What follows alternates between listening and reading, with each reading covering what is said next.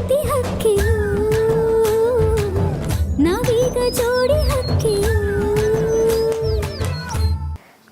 ನಾನು ಬಂದಮೇಲೆ ನಿಮಗೊಂದು ವಿಚಾರ ಹೇಳಬೇಕು. ಹಾಂ, ಡೈರಿ ಓದಿದ್ರಾ? ಹೆಂಗೂ ನೀವು ಬರ್ತಾಯಿದ್ದೀರಲ್ಲ, ಬನ್ನಿ ಮಾತಾಡಮ್ಮ. ಇವಾಗ ಇಡ್ಲಾ?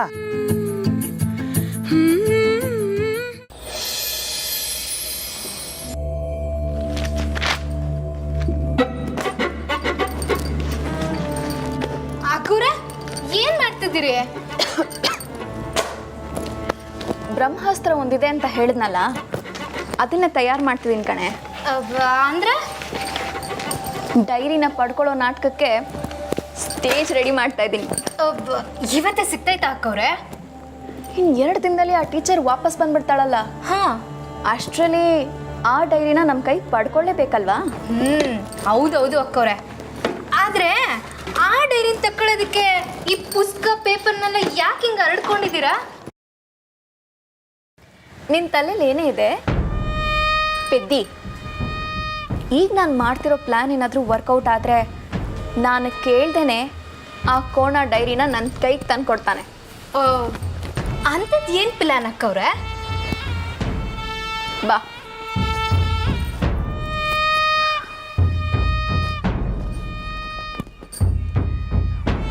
ಅತ್ತೆ, ಇವತ್ತು ತುಂಬ ಮುಖ್ಯವಾದ ದಿನ. ಅಂದರೆ ನಿಮ್ಮ ಮಗನ ಸಂಪೂರ್ಣ ನಂಬಿಕೆನ ಸೆಳೆಯೋ ಅಂಥ ದಿನ. ನೀವು ಬರ್ತಿರೋ ಹಾಗೆ ಸುಳ್ಳು ಡೈರಿನ ಸೃಷ್ಟಿ ಮಾಡಿ ನಿಮ್ಮ ಮಗನ ಮುಂದೆ ಓದ್ತಿದ್ದೀನಿ. ನಿಮ್ಮ ದೊಡ್ಡ ಮಗ ಹೇಗೆ ನಂಬ್ತಾನೆ ಅಂತ ನೋಡ್ತಾ ಇರಿ. ಈ ಕಾರ್ಯ ಈಡೇರಲಿ ಅಂತ ನನಗೆ ಆಶೀರ್ವಾದ ಮಾಡಿದ್ದೆ.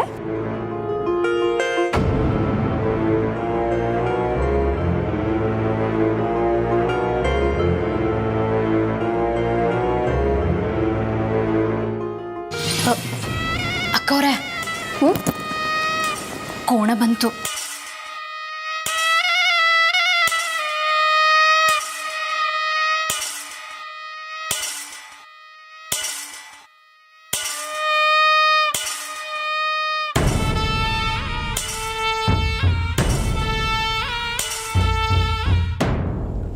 ಅತ್ತೆ,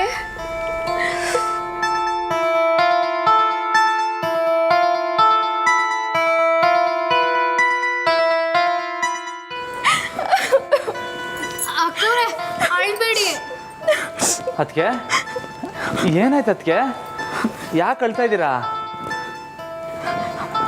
ಬಾವಾ ಬಂದ್ರ? ಬಾವಾ, ಒಂದು ತಾಯಿ ಕರಡು ಮಗನಿಗೋಸ್ಕರ ಹೇಗೆ ತೊಡೆಯುತ್ತೆ ಅನ್ನೋದನ್ನ ಅತ್ತೆಯವ್ರು ಬರ್ದಿರೋ ಈ ಡೈರಿನ ಓದಿ ತಿಳ್ಕೊಂಡೆ ಬಾವಾ. ಅತ್ತೆಯವ್ರಿಗೆ ನಿಮ್ಮ ಮೇಲೆ ತುಂಬ ಪ್ರೀತಿ. ಡೈರಿನ? ಹೌದು ಬಾವಾ. ಇಷ್ಟು ವರ್ಷಗಳಾದ್ರೂ ಯಾರು ಈ ಡೈರಿನ ನೋಡೇ ಇಲ್ವಾ? ಈಗ ಮನೆ ಕ್ಲೀನ್ ಮಾಡ್ಬೇಕಾದ್ರೆ ನನಗೆ ಈ ಪೆಟ್ಟಿಗೆ ಸಿಕ್ತು. ಈ ಪೆಟ್ಟಿಗೆಯಲ್ಲೇ ನನಗೆ ಈ ಡೈರಿನೂ ಸಿಕ್ತು ಬಾವಾ. ಬಾವಾ, ಅತ್ತೆಯವರು ನಿಮ್ಮ ಮೇಲೆ ಎಷ್ಟು ಪ್ರೀತಿ ಇದೆ ಅನ್ನೋದನ್ನ ಈ ಡೈರಿಯಲ್ಲಿ ಬರ್ತಿದ್ದಾರೆ. ನೋಡಿ ಬಾವಾ, ನೋಡಿ. ಅದಕ್ಕೆ ನಮ್ಮವ್ವ ಬರ್ದಿರೋದಾ? ನನ್ನ ಬಗ್ಗೆನಾ? ಏನಂತ ಬರ್ದವ್ರೆ?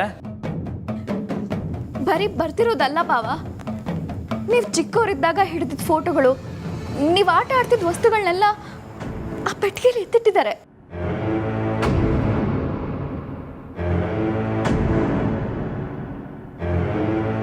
ಅವ್ವ ಏನು ಬರ್ದವ್ರೆ ಅಂತ ಹೊಸಿ ಏಳಿ ಹೊತ್ತಿಗೆ ಹೇಳ್ತೀನಿ ಬಾವಾ, ಹೇಳ್ತೀನಿ. ನೀವೇನಾದರೂ ಓದೋದನ್ನು ತಿಳ್ಕೊಂಡಿದ್ದಿದ್ರೆ ಇಷ್ಟೊತ್ತಿಗೆ ನೀವೇ ಓದಿ ಇದನ್ನ ತಿಳ್ಕೊಂಡಿರ್ತಿದ್ರಿ. ಅತ್ತೆಯವರು ಬರ್ತಿರೋದನ್ನ ಇದನ್ನು ಓದಕ್ಕೂ ಪುಣ್ಯ ಮಾಡಿರ್ಬೇಕು ಬಾವಾ. ನಾನೇ ಓದ್ಬಿಟ್ಟು ಹೇಳ್ತೀನಿ.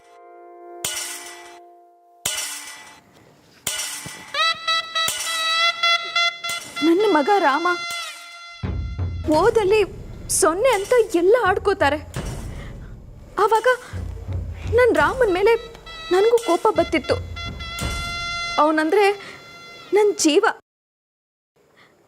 ನನ್ನ ಪಿರಾಣ. ಅವನಿಗೆ ಈಗ ಬರೀ ನನ್ನ ಕೋಪ ಮಾತ್ರ ಕಾಣ್ತದೆ ಅಟ್ಟೆ. ಆ ಕೋಪದಿಂದ ಇರೋ ಪ್ರೀತಿ ಏನಾದರೂ ಯಾವತ್ತಾದರೂ ಒಂದಲ್ಲ ಒಂದಿನ ಅವನಿಗೆ ಅರ್ಥ ಆಯ್ತೈತೆ.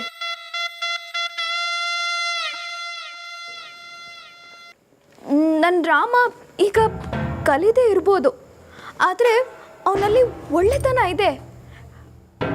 ಈಗಿನ್ನೂ ಚಿಕ್ಕವನು, ಮುಂದೆ ನಾನೇ ಅವನಿಗೆ ಎಲ್ಲ ತಿಳಿಸಿ ಚೆನ್ನಾಗಿ ಕಲಿಸ್ಕೊಡ್ತೀನಿ. ಅವನನ್ನು ಒಳ್ಳೆ ಮನಸ್ಸನ್ನಾಗಿ ಬೆಳೆಸ್ತೀನಿ. ನನಗೆ ನನ್ನ ಮಗನ ಮೇಲೆ ಯಾವತ್ತೂ ಕೋಪ ಬರೋಕ್ಕಿಲ್ಲ.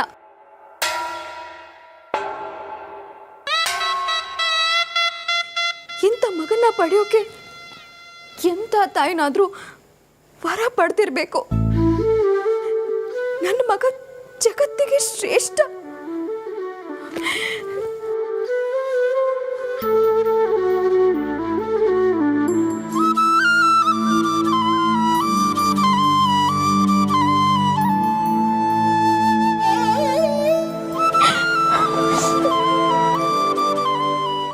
ಅವ್ವ, ನಾನು ಮೊದಲೆಲ್ಲ ಸ್ಕೂಲ್ಗೆ ಹೋಗಿಲ್ಲ ಅಂತ ನೀನು ನನ್ನ ಮ್ಯಾಗ ಸ್ಯಾನೆ ಕೋಪ ಮಾಡ್ಕೊಂಡಿದ್ದೆ ಅನ್ನಿಸ್ತಿತ್ತು.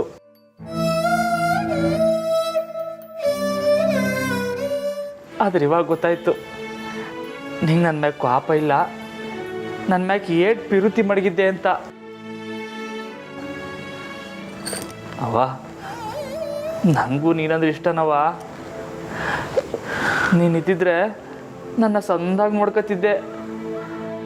ನಾನು ಅಷ್ಟೇ ಎಲ್ರಂಗೆ ಸಂದಾಗಿ ಕಲಿತಿದ್ದೆ.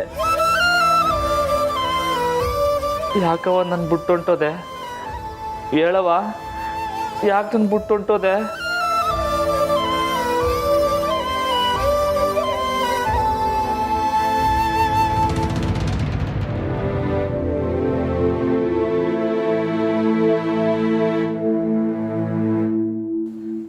ಅದಕ್ಕೆ ನಾನು ಬೆಳೀತಾ ಬೆಳೀತಾ ನಮ್ಮ ಅವ್ವನ ಮಕ್ಕನ ನಂಗೆ ಸರಿಯಾಗಿ ಗೆಪ್ತಿರ್ಲಿಲ್ಲ. ನಮ್ಮ ಅವ್ವ ನನ್ನ ಮ್ಯಾಗ ಏಟ್ ಪಿರುತಿ ಮಡಗಿದ್ಲು ಅಂತ ನೀವು ಓದಿ ಹೇಳಿದ್ದೀರ. ನಿಮ್ಮ ರೂಪದಾಗೆ ನಮ್ಮ ಅವ್ವನ ಕಾಣ್ತಾ ಇದ್ದೀನಿ. ಅದಕ್ಕೆ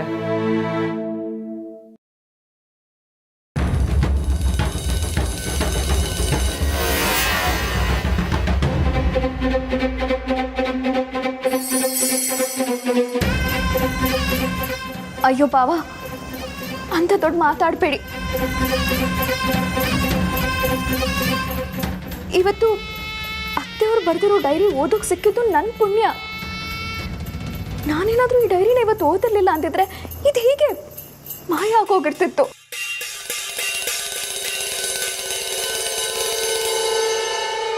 ನಿಮ್ಮ ತಾಯಿಗೆ ನಿಮ್ಮ ಮೇಲೆ ಎಷ್ಟು ಪ್ರೀತಿ ಇದೆ ಅನ್ನೋದು ನಿಮಗೆ ಗೊತ್ತಾಗ್ತಾನೆ ಇರಲಿಲ್ಲ. ನಮಗೆ ಬೇಕಾದವ್ರ ಭಾವನೆಗಳು ಆಯಾ ಸಮಯಕ್ಕೆ ಗೊತ್ತಾದ್ರೇನೆ ಅದಕ್ಕೆ ಬೆಲೆ.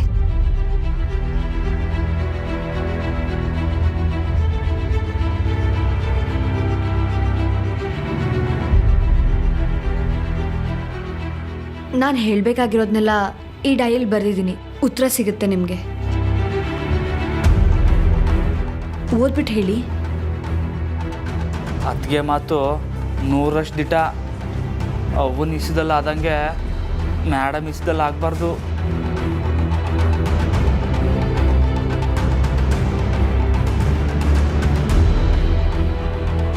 ಅದಕ್ಕೆ ನಂಗೆ ಇನ್ನೂ ಒಂದು ಸಹಾಯ ಮಾಡ್ತೀರಾ? ಸಹಾಯ ಅನ್ಬೇಡಿ ಬಾವ, ಏನು ಮಾಡಬೇಕು ಅಂತ ಹೇಳಿ. ನಿಮ್ಮ ಮಾತನ್ನ ನಾನು ಮೀರ್ತೀನಾ? ಈ ಡೈರಿ ತಗೊಳ್ಳಿ. ಅದಕ್ಕೆ ಇದ್ರಾಗ ಏನು ಬರ್ದೈತೆ ಅಂತ ಹೊಸಿ ಓದಿ ಹೇಳಿ. ಇದುವೇ ಸ್ಯಾನೆ ಮುಖ್ಯವಾದ ಡೈರಿ. ಅದಕ್ಕೆ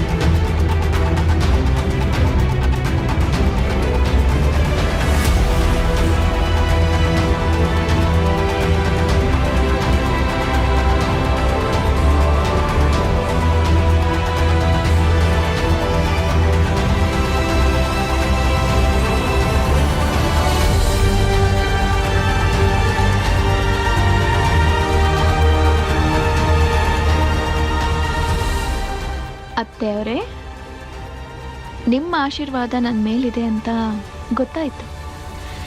ಈಗ ಈ ಕೋಣ ಮತ್ತು ಆ ಟೀಚರ್ ಇಬ್ಬರೂ ಭವಿಷ್ಯನೂ ನನ್ನ ಕೈಲಿದೆ. ಈಗ ನೋಡಿ ಇವರಿಬ್ಬರಿಗೂ ಹೇಗೆ ಗತಿ ಕಾಣಿಸ್ತೀನಿ ಅಂತ.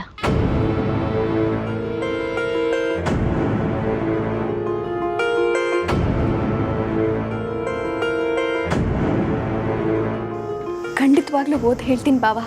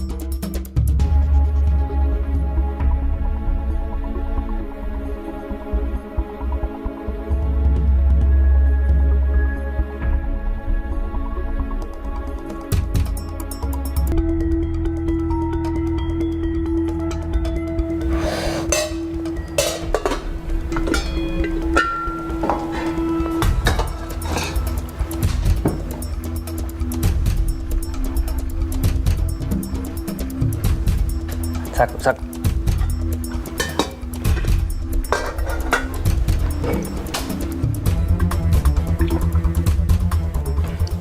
ರಾಮ, ಮೇಡಮ್ ಯಾವಾಗಲೇ ಬರ್ತಾರೆ? ಹಾಂ, ಇವತ್ತು ಬರ್ತಾರೆ. ಒಸಿ ತಿಂಡಿ ಮಾಡ್ಕೊಡ್ತೀನಿ, ನೀನು ಹೋಗುವಾಗ ಅವ್ರಿಗೆ ತಗೊಂಡೋಗಿ ಕೊಡು. ನೀನು ಯಾಕಲ ಹಿಂಗೆ ಮಾಡೋಕ್ಕೋದೆ? ಹೆಂಗೆ? ಮೇಡಮು ನೀನು ನಂಬಿ ಅವ್ರು ಬರೆದಿರೋ ಪುಸ್ತಕನ ನಿನ್ನ ಕೈಯಾಗ ಕೊಟ್ಟರೆ ನೀನು ಸೀದಾ ತಗೊಂಡೋಗಿ ನಿಮ್ಮ ಅತ್ತಿಗೆ ಕೈಯಾಗ ಕೊಟ್ಟಿದ್ದೀಯಲ್ಲ. ಮತ್ತಿನ್ನೇನು ಮಾಡಲಿ ಸರ್ದವ, ಮೇಡಮ್ ಯಾವಾಗಲೂ ಓದಾಯ್ತಾ ಅಂತ ಕೇಳ್ತಿದ್ರೆ ನಂಗೆ ಏನು ಮಾಡಬೇಕು ಅಂತ ತೋಚಲಿಲ್ಲ. ದಡ್ಡ ಕಣ್ಲ ನೀನು. ಯಾಕೆ ಹಂಗಂತೀಯ ಸರ್ದವ? ಮೇಡಮ್ಮು ಅವ್ರ ಗುಟ್ಟನೆಲ್ಲ ಅದ್ರಾಗ ಬಂದಿರ್ತಾರೆ, ಅದನ್ನು ತಗೊಂಡೋಗಿ ಕೊಡ್ಬೋದಾ ನೀನು? ಅವ್ರಿಗೆ ಗೊತ್ತಾದರೆ ನೊಂದ್ಕೊಳ್ಳಲ್ವೇ? ಹೇಳ್ತಿಲ್ಲೋ ಸಾರ್ದವ, ನಂಗೆ ಬೇರೆ ದಾರಿ ತೋಚನಿಲ್ಲ ಅಂತ.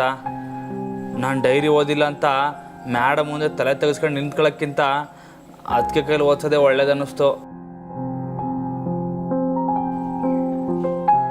ಆದರೂ ರಾಮ, ಅದಕ್ಕೆ ಏನಾದರೂ ವ್ಯತ್ಯಾಸವಾಗಿ ಹೇಳಿದ್ರೆ ನೀನು ಕೇಳಬೇಡ. ಅಲ್ಲ, ಅದಕ್ಕೆ ಯಾಕೆ ಏನೇನೋ ಹೇಳ್ತಾರೆ? ಮೇಡಮ್ ಏನು ಬರೆದ್ರು ಅದನ್ನೇ ಹೇಳ್ತಾರೆ. ಅದನ್ನೇ ಹೇಳಿದ್ರೆ ನನಗೂ ಖುಷಿನೇ. ಮೇಡಮ್ಮು ಏನು ಬರ್ದಿರ್ಬೋದು ಅಂತೀಯ? ಏನು ಬರೆದಿದ್ರು ಒಳ್ಳೇದಾಗೆ ಬರೆದಿರ್ತಾರೆ. ನೀನು ಊಟ ಮಾಡು.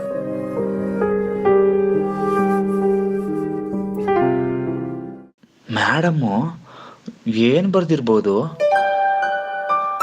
ಓ, ಕಣ್ಣು ಮುಚ್ಚಿದ್ರೆ ಅವ್ರು ಯಾಕೆ ಕಾಣ್ತಾರೆ ಅಂತ ಏನಾರ ಬರ್ದಿರ್ಬೋದಾ? ಅದಕ್ಕೆ ಬೇಗ ಓದ್ಬಿಟ್ಟು ಅವಳಿ ಕಾಯ್ಕೊಂಡಿವ್ನಿ.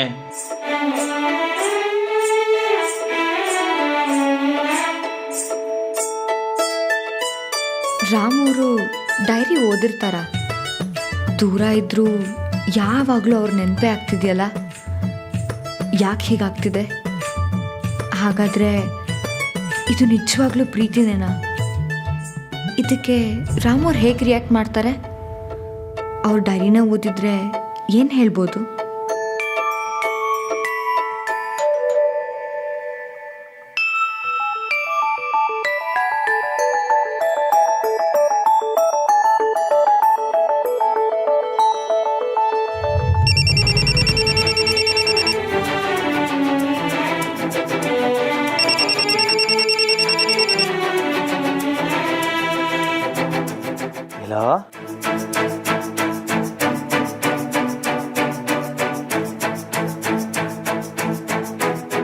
ಹಲೋ.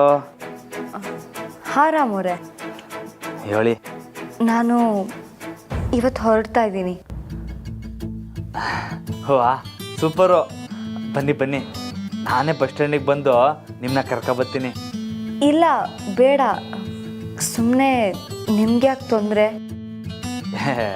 ಇದ್ರಾಗ ತೊಂದರೆ ಏನು ಬಂತು? ನೀವು ಆಟೋ ದೂರ ಹೋಗ್ಬಿಟ್ಟು ಬರ್ತಾ ಇದ್ದೀರಾ, ನಾನು ಬಂದು ಕರ್ಕೊಬರಲೇಬೇಕು. ನಿಮ್ಮ ಅಪ್ಪ ಹಿಂಗೆ ಬೇರೆ ಹುಷಾರಿಲ್ಲ, ನಾನು ಬಂದಿಲ್ಲ ಅಂದರೆ ಆಮ್ಯಾಕೆ ಅವ್ರು ಬರಬೇಕಾಯ್ತೈತೆ. ನಾನೇ ಬಂದು ಕರ್ಕೊಬರ್ತೀನಿ.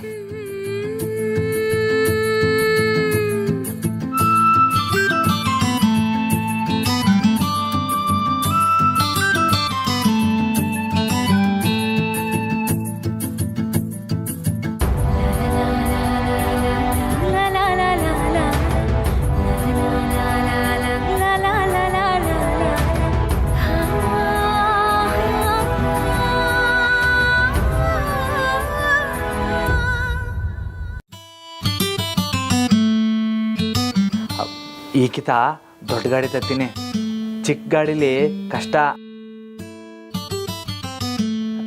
ನಿನ್ನ ಯಾವಾಗ ನೋಡ್ತೀನೋ ಅನ್ನಿಸ್ಬಿಟ್ಟೈತೆ. ವಿಮಾನ ಹತ್ತಿ ಸೀದಾ ನಮ್ಮ ಮಟ್ಟಿ ತಕ್ಕೆ ಬಂದ್ಬಿಡಿ. ಬರ್ತೀನಿ. ಅದಕ್ಕೂ ಮುಂಚೆ ನೀವು ಡೈರಿ ಓದಿದ್ರಲ್ವಾ? ನಿಮಗೆ ಅದರಿಂದ ಏನು ಕೋಪ ಇಲ್ಲ ತಾನೆ? ಕೋಪನಾ? ಯಾಕೆ? ನಾನು ಬರ್ದಿರೋದನ್ನ ಓದಿ. ಓ ಅದಾ, ನಾನು ಓದಿಲ್ಲ. ಸುಮ್ಕೆ ಯಾಕೆ, ಫೋನಾಗೆ ಹೇಳ್ಬಿಡಿ. ನಾನು ಕಣ್ಣು ಮುಚ್ಚಿದ್ರೆ ನೀವೇ ಕಾಣ್ತೀರಾ, ನಾನು ಲಗ್ನಾಗ ಹುಡುಗಿ ಕಾಣ್ಬೇಕಲ್ವೇ?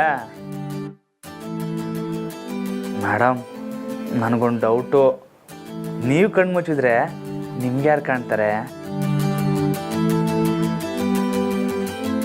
ನಂಗ ಮಂಜ ಸಾರ್ದವ ಕಣ್ಣು ಮುಚ್ಚಿದ್ರೆ ಅವ್ರಿಗೆ ಏನೇನೋ ಕಾಣ್ತೈತಂತೆ. ನನಗೆ ಒಂದು ಅರ್ಥ ಆಯ್ತಲ್ಲ. ಹೋಗಿ. ಅದಕ್ಕೆ ನಾನು ನಿಮ್ಗೆ ಆ ಡೈರಿನ ಕೊಟ್ಟಿದ್ದು.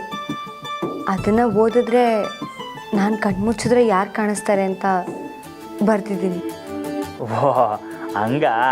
ಇವಾಗ ಓದ್ತೀನಿ, ಓದಿದ್ಮ್ಯಾಕೆ ನಿಮ್ಮ ಮುಂದೆ ಬರ್ತೀನಿ. ನಿಜವಾಗ್ಲೂನಾ? ಹೌದು, ಡೈರಿ ಓದಿದ್ಮ್ಯಾಕೆ ಬರ್ತೀನಿ. ಸರಿ, ಹಾಗಿದ್ರೆ ಟೈಮ್ ಆಯಿತು, ಇಡ್ಲಾ? ಸರಿ, ಬಿರ್ನೆ ಬನ್ನಿ.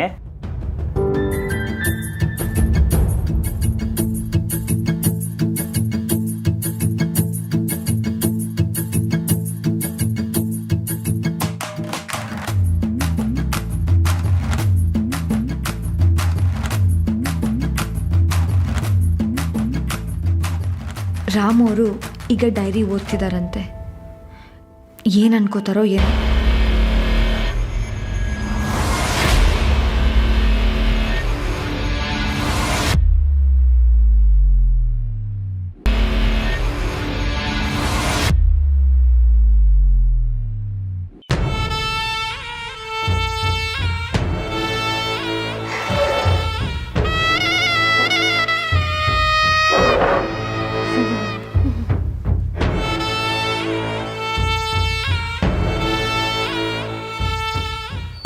ಇವತ್ತು ಮೊದಲನೇ ಬಾರಿ ನಾನು ದೊಡ್ಡ ಮನೆಗೆ ಹೋದೆ. ನನ್ನ ಕಣ್ಣೆತ್ತಿಯೂ ನೋಡದೆ ನನ್ನ ಆರತಿ ಮಾಡೋಕ್ಕೆ ಕರೆದ್ರು. ಎಂಥ ಮನುಷ್ಯ ಇವರು! ಮಾತಾಡೋವಾಗಲೂ ತಲೆ ತಗ್ಗಿಸ್ಕೊಂಡೇ ಇದ್ರು. ನನಗೆ ಆರತಿ ಮಾಡೋಕ್ಕೆ ಇಷ್ಟ ಇಲ್ಲ ಅಂದರೂ ಮಾಡಬೇಕಾಯ್ತು. ಇದರಿಂದ ನಂದಿತಾ ಅವರು ತಾಂಡವ ಆಡ್ಬಿಟ್ರು. ಏಯ್, ಬಾಯ್ ಮುಚ್ಚೆ. ನನ್ನ ಇಡೀ ದಿನ ಬಿಸಿಲಲ್ಲೇ ನಿಲ್ಲಿಸಿ ಮತ್ತೆ ಅಪ್ಪಣ್ಣನ ಸರ್ ಮುಂದೆ ನಾಟಕ ಬೇರೆ ಮಾಡಿದ್ರು.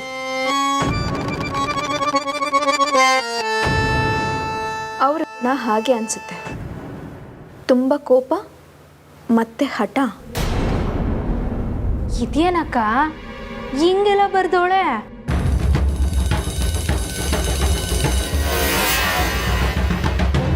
ಚೈನ್ ವಾಪಸ್ ಕೇಳೋಕ್ಕೆ ಮನೆ ತುಂಬ ಕಪ್ ತುಂಬಿಸಿ ಹೊರಟೋದ್ರು ರಾಮು ಅವರು. ಅಮ್ಮ ಈಗಲೂ ಬೈತಾನೇ ಇದ್ದಾರೆ. ಮೊದಲಿಗೆ ನನಗೂ ಇದು ಮುಟ್ಟಾಳ್ತನ ಅನ್ನಿಸ್ತು.